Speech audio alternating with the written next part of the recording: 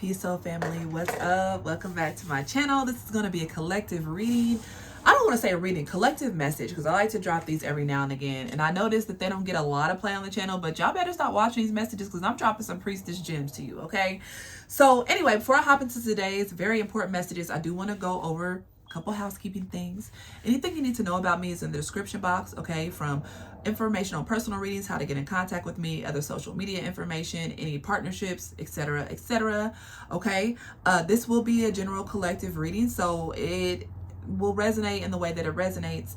Oh, I keep saying reading. I feel like message. If I get into this message, you're like, what is she talking about? It's definitely not for you. But I feel like most of you all probably need to hear it. Okay. So you guys might have heard me say the phrase in a reading or two about playing around in someone's energy. You have someone playing in your energy, or people better not play in my energy, or whatever. But what is that? What is playing around in someone's energy? What does that entail? What does that even feel like? Okay. So in this video, I'm going to go over 10 ways that you could be playing around in someone's energy unknowingly. Yeah, even you watching, or how people can play around in your energy and be able to put up spiritual boundaries, because that is a real thing. Just like physical boundaries, especially if you operate a lot in the spiritual world, you're a practitioner, you're out and about with your spiritual beliefs, you're around a lot of people, you have to have spiritual boundaries in place because it's very real in these spiritual streets. Okay, so let's get into number one. Pulling tarot cards or oracle cards without someone's permission. Okay, doing readings about people, getting readings about someone's life, intentions, what they're doing. Now, this could be a slippery slope. I will say this because, say for instance, you're dating a guy or a gal or whatever, and you want to know their intentions towards you. Is it wrong for you to pull a card? And that's where there's a lot of ambiguity, and you have to find your morality in that. Okay. Now, some people may say, well, if this person's in my energy field, you know, they're expressing intention to date me, I have every right. And that could be how you feel. But I will say this, that could lead to you, once you start dating that person, constantly pulling cards on them. What are they doing? Are they lying about this? Are they at where they said that they're at? So you just really want to be careful with that. I just found any serious relationship that I had, I never pulled cards on them unless it was like a dire situation where I really truly felt betrayed and I needed to know answers, and I felt like they were lying and I was always right. But just doing general pullings on people, that would be considered crossing a spiritual boundary. Okay, so let's get into number two. Unsolicited energy healing or manipulation. So sending someone Reiki, like say for instance, during this video, I just start doing Reiki. Okay. I'm like, but I didn't get your consent. I didn't put it in the title or anything. I just start sending you Reiki. To me, that's crossing a spiritual boundary. Or doing a cord cutting for someone without them asking for it. So for instance, not between you and someone, but say there are two people that you feel like shouldn't be together, right? And you do a cord cutting on those two people. But even if those people express they hate each other, that was not your responsibility to do that cord cutting, okay? So just doing spiritual work 333 without really getting the proper clearance from said people is considered playing around in someone's energy, all right? Now, another form, which happens more than often than you know, okay, is astral spying or dream intrusion, which is intentionally entering someone's dreams or in their space, their astral space, without their awareness. Guys, this is a real thing, okay? Now, we have to really, this is where the grounding comes in, and really listen to your intuition with this, because if someone just shows up in your dreams and they're just smiling at you like, hi, oh, and it's just a fun, jolly dream because you know that person and you guys have hung out, you have history, that's different. But if you get a weird feeling about somebody showing up in your dreams, their behavior is odd, they're looking at you crazy, or they don't, like when they look at you or when you look at them in the dream, they go hide or something like that, that could be a sign of astral intrusion, okay? Another form of energy manipulation, guys, and I might y'all might not like this one, is manifesting someone into your life. Trying to script, affirm, or perform rituals to make someone contact you, love you, or show up in your reality, aka love spells, binding spells, domination spells. Listen, that trying to purposely intrude on someone else's energy field to get them to come to you, like you, that is playing around in someone's energy. Now, some of y'all may disagree. I'm just going by my knowledge and what I feel and the things that I've seen, okay?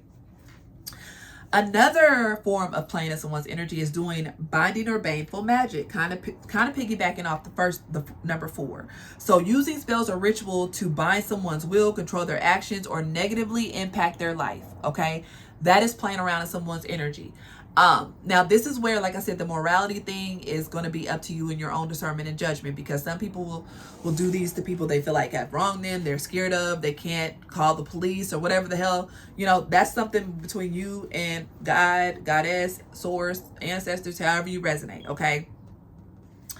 Another form, which we talk about and laugh about a lot of times in the spiritual community, but it's a real thing, is energy vampirism. Okay, so it's consciously or unconsciously draining someone's energy through excessive attention, just kind of spying on someone's personal life, stalking their social media, emotional dumping, or intentional manipulation. Like, that is overdoing it. Okay, and so we typically refer to energy vampires as people that constantly drain our energy, like, long phone calls, constantly dumping emotionally on us, just very needy with no reciprocation. But like I said,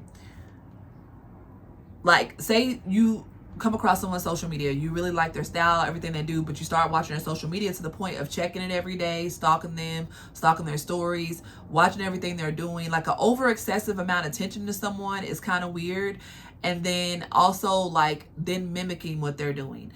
But again, this is a fine line, and where your own intuition comes in, because we get inspiration from people on a daily, but I feel like intuitively you would know when something crosses over into vampirism or just excessive energy. Somebody's getting excessive energy. Celebrities get that a lot because they are on the spotlight, but we also get normal everyday people that some people attach themselves to, and just for whatever reason they become obsessed. That is a form of playing around in someone's energy. Okay, another form is remote viewing or psychic spying, which means using crystals, sound frequencies, or other metaphysical tools to shift someone's aura or vibration without their consent.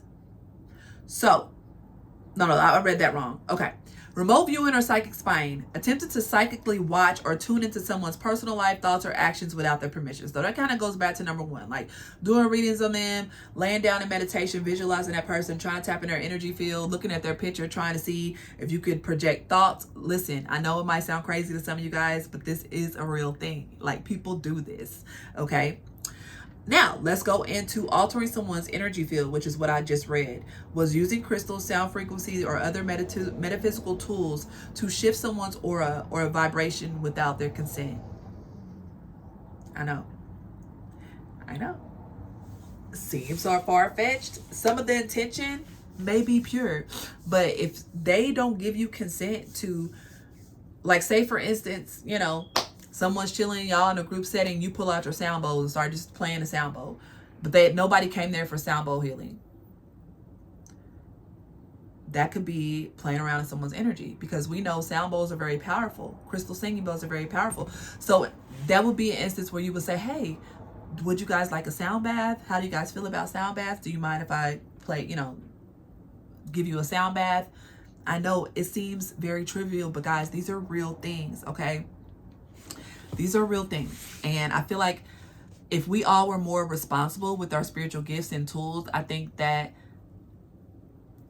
just think that the world could be a better place. That sounds so generic, but I can't really think of anything else to say. I feel like it would just be a good thing all around. Okay. Because I feel like most people don't knowingly go into these situations with the intention to, like, do ill, but sometimes ignorance, can put you in situations where, you FAFO. All right. All right. Another form, which is very popular, and I talk about this all the time, I'm so passionate about this, is gossiping, speaking ill of someone with intention.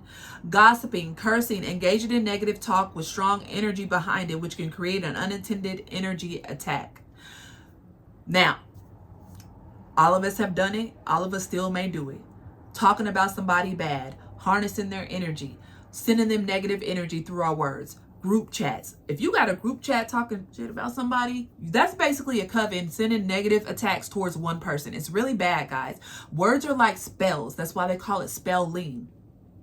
So Whether you know it or not, that's why I always tell people, mind your words, because your words have power. And if you're constantly sending negative energy to someone, talking shit about them, now granted, like I said,